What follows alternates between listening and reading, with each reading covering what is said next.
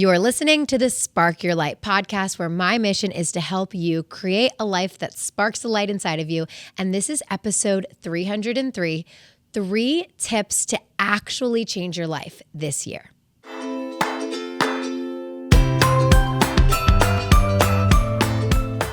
This episode is inspired by the new year and New Year's resolutions.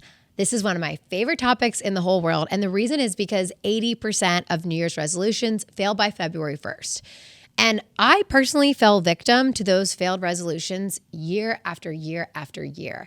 And when I finally learned about the science of goal setting and motivation and habits and why those resolutions fail, I couldn't scream it from the rooftops loud enough. So this is an episode near and dear to my heart because it's a topic that I think we all need. And you may know these things, but you definitely need a reminder because the new year is filled with goals. Even if you haven't set a New Year's resolution yourself, I know there have been all kinds of modern trends. Some people pick a word of the year or an intention for the year. But that new year energy, whether you like it or not, it makes you think about what could come and it makes you dream.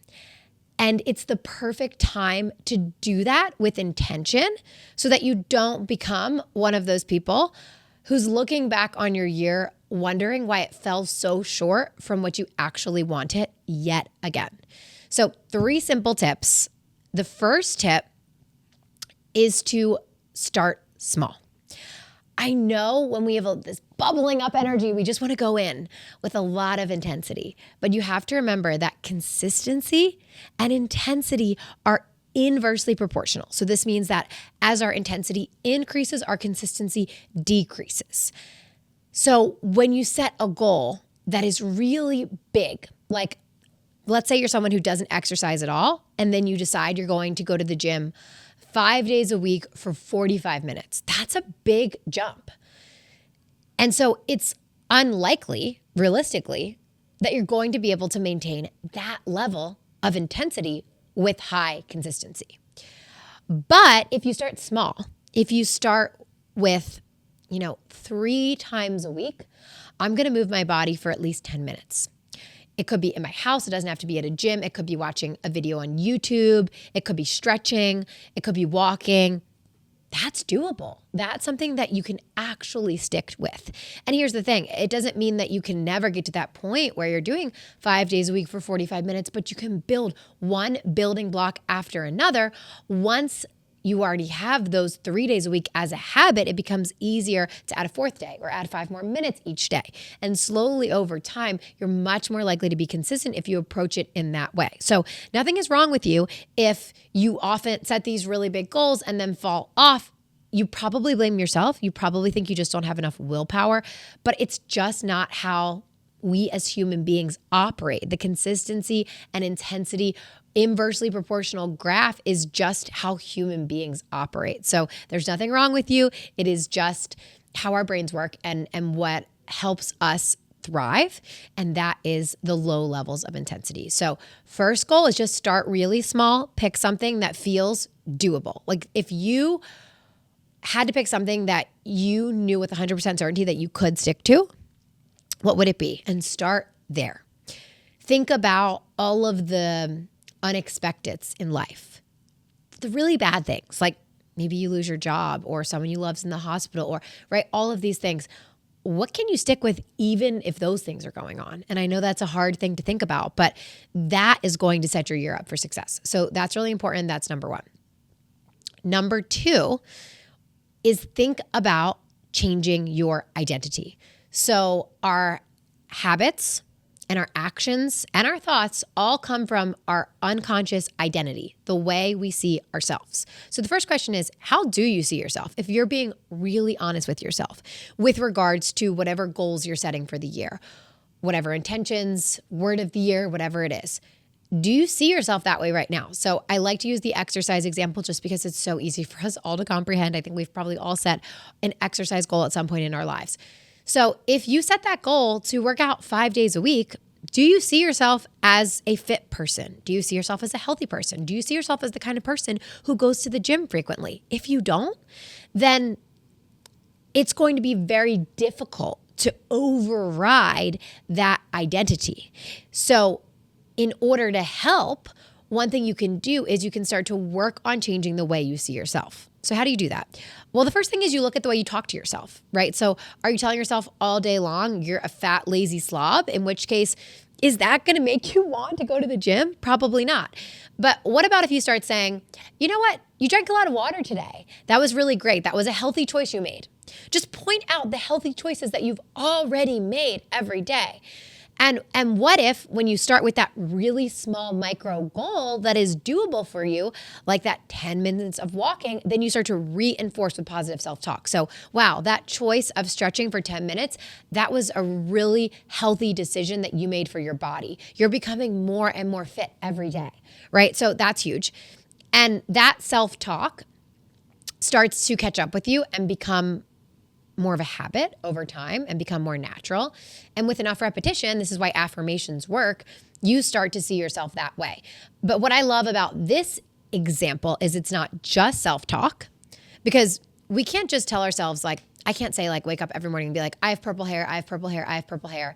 And my hair is indeed brown. I'm not dyeing it and it's never changing color. I'm not just gonna wake up one day and my roots are gonna grow purple unless I dyed my hair, right? So if you don't take any action and you just sit there saying things about yourself that aren't true, first of all, it's gonna feel like a lie to yourself. So no matter how much I tell myself I have purple hair, I'm not gonna believe I have purple hair.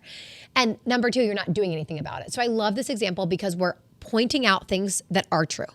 We're pointing out the healthy choices you have made. And if you haven't made any, you need to start somewhere. Start with very small ones. And then number two, we're changing habits slowly with consistent, low intensity action. So those two things combined can lead to so much success with changing the way you see yourself.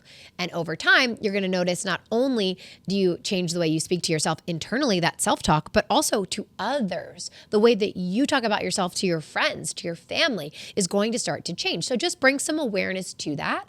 And anytime you hear yourself saying something that doesn't align with the person you want to be, like if you hear yourself telling your friend, I skipped my workout, I just don't have the willpower. How can you rephrase that sentence and just in real time, take a breath and just say it again?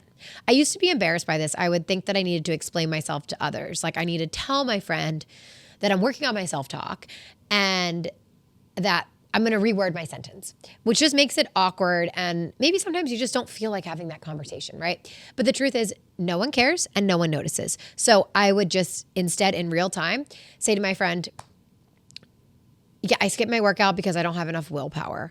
Well, actually, you know what? I do have willpower to stick to the things that are important to me. But today, I had an emergency at work and that was more important to me today. And that's okay. And tomorrow I'm going to do my workout first thing in the morning. That way, whatever comes up during the day, I'll at least know I did it. So that feels good. And that would be the end of the conversation, right? So I'm just talking myself through it. Again, I'm not lying. Like I'm acknowledging things that are actually happening in real time and looking at how I can shift those. So that is how the self-talk identity piece works. And that's how you can set it up for success. My third tip to actually achieve your goals this year is to make flexible plans. A lot of people make plans that are very detailed, very specific, and 2 weeks in, things have gone awry. You are not following the plan anymore for XYZ reasons, and they may be really valid reasons. And then most people just close the book and don't think about the plan, and then they're looking back on the year and they think, I'll try again next year. It's really, really important to adjust the plan in real time. And the best example that I can give for adjusting plans in real time is budgeting. So if you were to sit down and you were to make a budget for the month and you were to categorize all your different expenses, you might even have a miscellaneous category for unexpected things that come up. And your miscellaneous category maybe includes $200. And then you take your car for inspection and you had a budget for your inspection. Maybe it was a couple $100. Normally you might need an oil change, windshield wipers, maybe something small here or there. But you find out that you need 4 new tires on your car. So it's going to cost $800. And that is not planned for in your budget at all. If you have an inflexible plan, you are screwed and you will 100% overspend. But if you have a flexible plan, you can literally open your spreadsheet and say, okay, I now have to spend $800 on my car. There goes my $200 in the miscellaneous. So now I'm down to $600. Where can I move $600 from? I think I can save $25 a week grocery shopping on a budget. So I got $100 there. We had $200 allocated to eating out, but we're just going to eat in this month because the car was so expensive. So that's another $200. Okay. And you can slowly go through and you can make changes and make your plan work. And maybe you say, you know what? I actually can't create all $800 this month, but I'm going to save $400 this month and $400 next month. And then I will be able to move that $400 to savings to cover the cost that I had put out for the car. And that's that. So you can work it out in real time, right? You can find a way to make it work by changing your plan. So the same is true with the workouts, with a career goal. Things change in real time. Why? We get new information. So we literally live experiences that send us information about what we want, right? About what's going to work and what's not going to work. So let's say you set a plan for how to grow your business, and then you try one of the things and you get wonderful feedback from your audience that doesn't work, but this thing over here might, but this thing over here wasn't in your plan. Or maybe you have an experience where you make your plan for the year, you really want to land XYZ job, you talk to that hiring manager, you totally don't click with them. You actually realize that you don't even think you're going to like that job. You don't know why that was so high in your head for so many years. You thought it was going to be your dream job. And after one conversation, you're like, that's not actually what I want to do. So we have to have flexible plans, because if they're not flexible, we will always fail.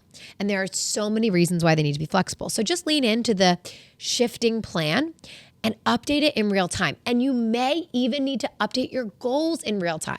There are goals that I have right now that 6 months ago weren't even on my radar. Why?